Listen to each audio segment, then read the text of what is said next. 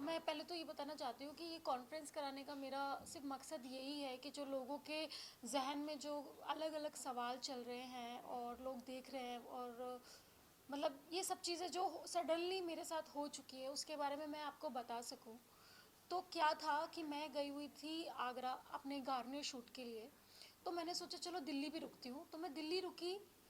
तो सडनली मेरा ख्याल आया कि मैं 1 साल से ना अपने कांग्रेस कार्यालय में नहीं गई और मुझे जाना चाहिए, क्योंकि अभी जो महिलाओं का 33% बिल पास हुआ है आरक्षण का, उसके लिए मैं कॉन्ग्रेचुलेशंस भी कर दूंगी। और जो अपना खरके जी हैं उनको कॉन्ग्रेचुलेशन कर दूंगी क्योंकि वो राष्ट्रीय अध्यक्ष बने हैं। तो मैं अपने बुके लेके गई, मेरे हाथ मेरे ड्राइवर के पास बुके था, मेरे पापा थे, मैं थी और एक और मतलब पापा के साथ कोई आए हुए थे, वो लोग थे। तो मैं जस्ट गेट पे पहुंची और तभी उन लोगों ने गेट लॉक कर दिया। मैंने बोला कि मुझे जाना है अंदर, मैं कॉन्ग्रेचुलेशन बोलने आई हूँ। और ऑलरेडी मैंने ये कि मैं ऑफिस में जा रही हूँ इस चीज़ की इन्फॉर्मेशन ऑलरेडी मैंने पार्टी के कुछ लोगों को दे रखी थी। तो जैसे ही मैं वहाँ पे पहुँची उन लोगों ने गेट बंद कर दिया और बोला आपकी एंट्री बंद है। तो मैंने कहा मेरी एंट्री क्यों बंद है, मुझे तो जस्ट कॉन्ग्रेचुलेशन करना था। तो कहते नहीं, ऊपर से आदेश आया आपको अंदर नहीं जाने दिया जाएगा।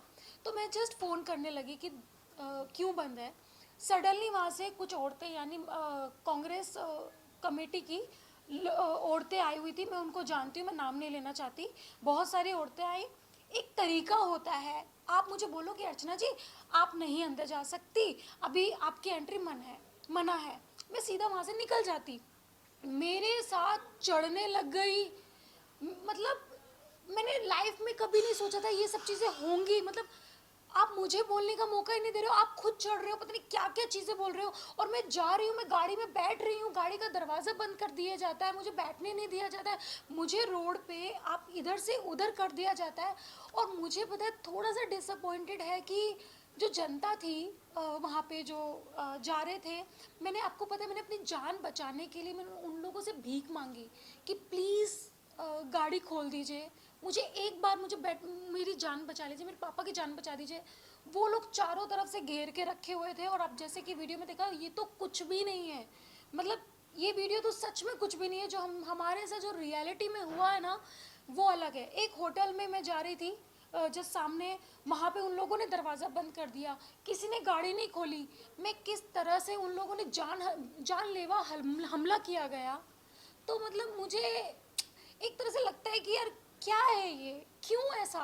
और मुझे ये भी पता है कि इस चीज़ के पीछे कौन है, कौन क्यों कर रहा है। मतलब मुझे समझ में नहीं आता। तो मुझे कभी कभी ना होता है कि ये मतलब मेरे पापा डायबिटीज़ के पेशेंट हैं, उनको लात मारी गई सरे आम। मतलब आप सोच रहे हो रोड पे मेरे बाल नोचे गए, मुझे धक्का मारा गया, मतलब पता नहीं। और ऊपर से एक बंदा मेरे कान में आके कहता है आप यहाँ से निकल जाइए वरना और भी पब्लिक आ रही है और पब्लिक में कुछ भी हो सकता है। मतलब क्या आप पब्लिक में मुझे मार देंगे और फिर कोई केस ही नहीं होगा क्योंकि पब्लिक ने मारा है। क्या है ये सब जो मुझे समझ में नहीं आता। लेकिन क्या अर्चना आपने इस सब के बाद कुछ एक्शन लेने की कोशिश की जब इतना सब हो गया है और पब्लिक ने चीज को करा है और ये वीडियोस भी वायरल हो चुकी जी, है, आपने क्या एक्शन लिया है? मैं तुलक तुल तुल तुलका तुलकल तुलगल रोड पे मैं गई थी, तुगलक रोड पे मैं गई थी और वहाँ पे मैंने कंप्लेंट कराने की भी कोशिश की। बट उन्होंने बोला मुझे कि अगर आप एफआईआर करते हो तो आपको यहाँ पे रहना पड़ेगा 3 दिन, मतलब जो भी आते रहना पड़ेगा। तो मुझे नहीं लगा कि मैं सेफ़ हूँ दिल्ली में, तो मैंने कोई कंप्लेन नहीं की। मैंने जस्ट एक ताहीर दी है, जस्ट रैंडमली, कि कल को मेरे साथ कुछ होता है अनहोनी तो इसके पीछे संदीप का हाथ होगा। क्योंकि मुझे 110% यकीन है कि ये जो भी कुछ किया है संदीप सिंह ने किया। एक्चुअली संदीप सिंह का पूरा नाम है ठाकुर संदीप सिंह। तो उसको मेरे से प्रॉब्लम है हमेशा से, बट उसको मेरे से प्रॉब्लम नहीं है, एक्चुअली उसको मेरी कास्ट से प्रॉब्लम है, उसको मेरी जाति से, मेरे समाज से प्रॉब्लम है। तो इस वजह से वो स्टार्टिंग से लेके अब तक मेरे साथ ये सब चीज़ें करता आया है। रायपुर में भी उसने बदतमीज़ी अभद्रता का प्रयोग किया है मेरे साथ, बट फिर भी कोई सबूत नहीं था क्योंकि उसने सारे सीसीटीवी फुटेज डिलीट कर दिया था, क्योंकि वहाँ पे छत्तीसगढ़ में सरकार उसकी थी। तो इस वजह से तो हमको कुछ मिला नहीं। बट अभी तो सरे आम रोड पे ये सब चीज़ें हो रही थी और किसी ने मदद नहीं की। मतलब वहाँ पे मीडिया थी, लोग थे, उनको थोड़ी सी भी दया नहीं आई कि मतलब एक लड़की को आप ऐसा मार रहे हो, उसके पापा को ऐसे मार रहे हो। मतलब एक होती है इंसानियत। यहाँ तक कि मैं आपको एक चीज़ दिखाती हूँ। मेरा ड्राइवर था, भैया थे, उसका सर फोड़ दिया गया, उसके सर से ब्लड निकल रहा है, इतना मारा गया। एक इंसानियत तो होती है। आप मेरे लोगों को मार रहे हो। मैं आपको पता है, मैं कोई भी बाउंसर्स वगैरह लेके नहीं गई, क्योंकि मेरी तो खुद की पार्टी है। तो मुझे ऐसा लगता है कि संदीप जैसे लोग ही पार्टी को खराब करते हैं।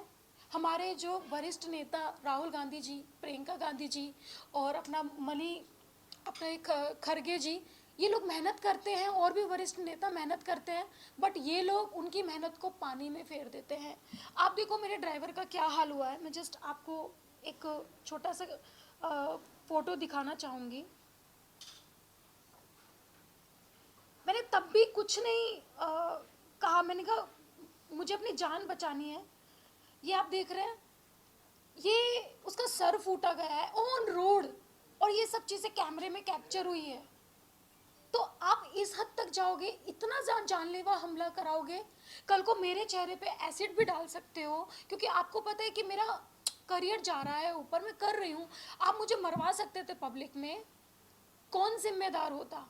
तो मुझे कभी कभी मतलब ऐसा लगता है कि क्यों ये सब चीज़ें मेरे साथ कर रहा है वो इंसान, क्यों। अर्चना, इससे पहले भी जब आपके साथ फरवरी में जो इंसिडेंट हुआ था संदीप को लेकर, जी आपसे आपको प्रियंका गांधी से वो मिलने नहीं दिए थे, और उस वक्त भी आपने एफआईआर फाइल करने की कोशिश की थी कास्टिज्म के एज पर, लेकिन वो हुआ था राइट आप एफआईआर, बट तब पूरी एक्शन क्यों नहीं लिया गया था? एक्चुअली वो एफआईआर मेरे पापा ने की थी, क्योंकि सीरियसली मेरे पास टाइम नहीं था, क्योंकि मैं केप टाउन में अपना शो के लिए गई थी। मेरे पास टाइम नहीं था कि मैं उस डेट पे जा सकूं, तो वो मेरे पापा ने की थी। क्योंकि मैं ना इन सब चीज़ों से ना मैं दूर रहना चाहती हूँ। मैं मतलब एक सिंपल सी लड़की हूँ, और ठीक है अपना करियर बना रही हूँ, भगवान की दुआ से मेरा करियर अच्छा चल रहा है। बट वो मेरे पापा ने किया, और उस चीज़ पे भी इसने क्या किया, संदीप सिंह ने, जो यूपी में केस था उसको ट्रांसफ़र करवा के छत्तीसगढ़ कर दिया गया।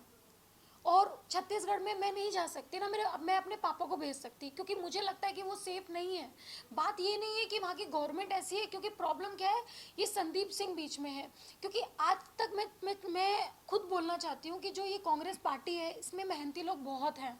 बट प्रॉब्लम क्या है कि अभी ये जो कांग्रेस पार्टी है ना, ये कांग्रेस पार्टी रही नहीं है, ये संदीप सिंह की पार्टी बन चुकी है, क्योंकि हर लोग उससे जुड़े हुए हैं और उसी के इशारों पे काम किया जाता है।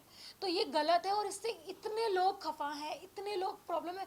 मैं बस एक निवेदन यही करना चाहती हूँ प्रियंका गांधी जी से, राहुल गांधी जी से, और हमारे राष्ट्रीय अध्यक्ष जी जो हैं, उनसे मैं ये करना चाहती हूँ कि एक बार, क्योंकि आप लोग मेहनत करते हो, मैंने देखा राहुल गांधी जी की मेहनत, वो कितना मेहनत करते हैं। आप लोग इतनी मेहनत करते हो, बट ऐसे लोग आपको नीचे गिरा देते हैं, आपकी पार्टी को नीचे गिरा देते हैं। आपको पता है ये सब चीज़ें हो रही थी, मैं वहाँ पे बोल रही थी कि प्लीज़ मत करो, हमारी पार्टी की बदनामी होगी। लोग आप मेरे पे सवाल नहीं उठाएंगे, क्योंकि लोगों ने सामने साफ साफ चीज़ें देखी हैं कि भाई ये उसके साथ गलत हुआ है।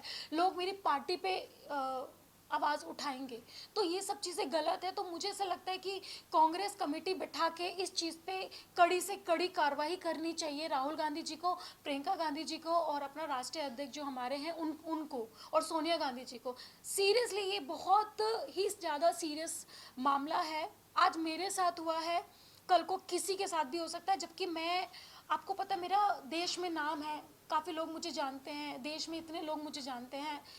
मेरे जैसी लड़की का साथ ये हुआ है कि मैं रोड पे इधर उधर भीख मांग रही हूँ अपनी जान बचाने के लिए। मेरे पापा को धक्का मारा गया, उनके पेट पे लात मारा गया, तब भी किसी ने मदद नहीं की। तो मुझे लगता है कि नॉर्मल लड़की सेफ नहीं है। अर्चना जी, इससे पहले भी कांग्रेस पार्टी पर इस तरह की घटना हुई है। प्रियंका चतुर्वेदी थी जो हाँ। अब शिवसेना में है। हाँ। क्या लगता है कि कांग्रेस पार्टी के अंदर महिलाओं की इज्जत नहीं होती, आपको नहीं लगता है? देखो कांग्रेस पार्टी की और अगर ये विफल है कि जो टॉप लीडरशिप है, राहुल गांधी है, पूरी तरह से फेल हो गए कहीं ना कहीं। नहीं, राहुल गांधी जी कभी फेल नहीं हो सकते, क्योंकि वो एक मेहनती इंसान है और वो अपनी मेहनत दिखाते हैं। और रही बात जैसे मैंने बताया, संदीप जैसे लोग जो पार्टी से जुड़े हुए हैं, जो उनकी बैकबोन बन के बैठे हुए हैं, मुझे ऐसा लगता है कि पहले उन पे उन लोगों को ध्यान देना चाहिए, क्योंकि वो ही सबको खराब कर रहे हैं। पूरी पार्टी को जो खराब कर रहा है वो ही खराब कर रहा है। और जो मेरी दुश्मनी हुई है, मैं बताती हूँ, संदीप सिंह के साथ मेरी जो दुश्मनी है जो चल रही है वो कहाँ से शुरू हुई। एक बार प्रियंका गांधी जी मेरे इलेक्शन में आई थी और मैं गाड़ी में बैठी हुई थी दीदी के साथ में। वो मुझे बहुत बहुत प्यार करती हैं, हाँ मैं भी उनसे बहुत प्यार करती हूँ। मैं आज भी यहाँ पे बैठी हूँ, मैं नहीं चाहती कि मेरी पार्टी का बाल भी बांका हो, बट मैं ये चाहती हूँ कि हाँ, ये संदीप सिंह जैसे लोग जो बैठे हुए हैं पार्टी में, इन लोगों पे कड़ी से कड़ी कार्रवाई की जाए, इनका सच पता किया जाए कि ये लोग क्यों ऐसा कर रहे हैं, किससे मिले हुए हैं, क्योंकि यही लोग पार्टी में ख़राब कर रहे हैं। तो मैं कहा थी कि जब दीदी गाड़ी में बैठी थी तो दीदी ने मुझे एक बात बोली थी। दीदी ने एक बात बोली थी कि अर्चना, यू आर वेरी स्ट्रॉन्ग और तुमको ना मायावती जैसी दबंग नेता बनना है, ठीक है। ये बोलते दीदी के। और मैंने कहा हाँ दीदी, आपका सर पे हाथ रहेगा तो मैं उनके जैसा बनने की कोशिश करूँगी। इस बात पे इसको ये लगा कि भाई अब दीदी इसके क्लोज हो गई है, और मतलब ये नहीं चाहता कि मैं एक दलित परिवार से आती हूँ, ये नहीं चाहता कि कोई दलित परिवार का कोई लड़की या कोई लड़का या दलित परिवार का कोई बच्चा आगे बढ़े, क्योंकि ये हमारे समाज से स्टार्टिंग से ही चिढ़ता आया है। आप यूपी उठा के देख लीजिए, कहीं भी हमारे समाज का ना जिला अध्यक्ष है, ना कोई प्रदेश अध्यक्ष है, यहाँ तक कि कोई प्रदेश अध्यक्ष भी थे अपने बृजलाल खाबरी जी, उन्होंने इनको तक सस्पेंड करा दिया।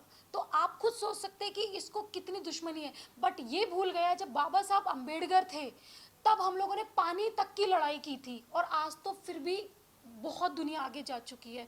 सोशल मीडिया से कुछ भी नहीं छुपता, जनता से कुछ भी नहीं छुपता, सबको सब कुछ सच्चाई पता है।